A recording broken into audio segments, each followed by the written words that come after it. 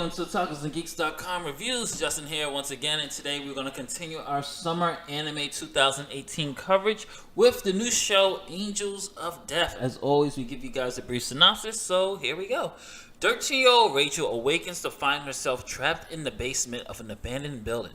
Without any memories or even a clue as to where she could be, she wanders the building lost and dizzy. In her search, she comes across a man covered in bandages. He introduces himself as Zack, and he wields a Grim Reaper-like sickle.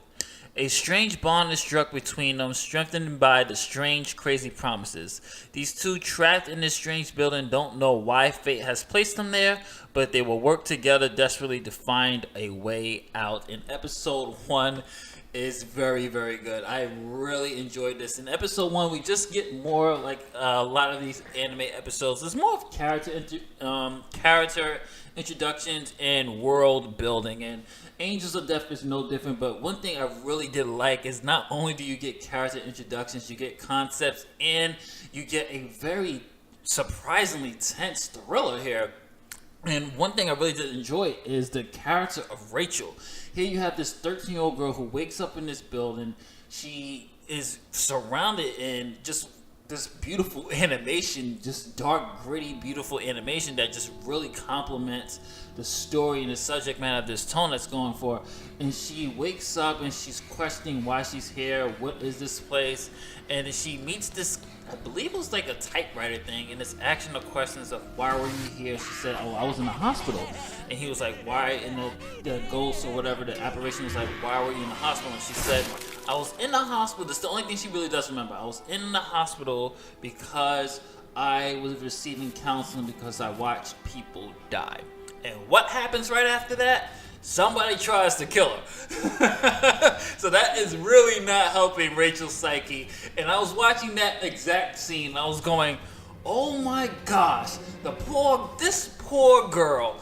Here she is surviving probably a horrific event, and then get thrust into something much more horrifying, and I loved it.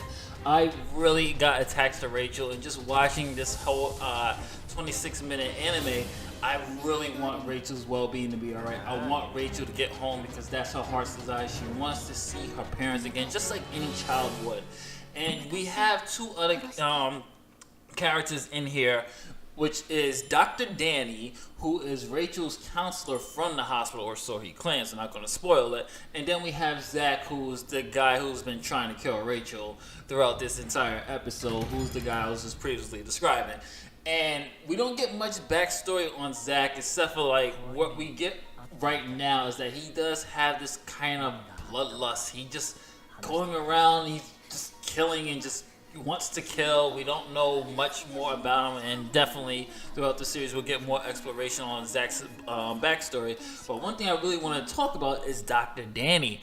And this character, I thought, I love the little twist that they did with this guy, because when we first meet him, he is such a sweet guy. He's such a nice guy. You're really hoping, okay, he's in the same predicament as Rachel. They're going to work together to get out of this.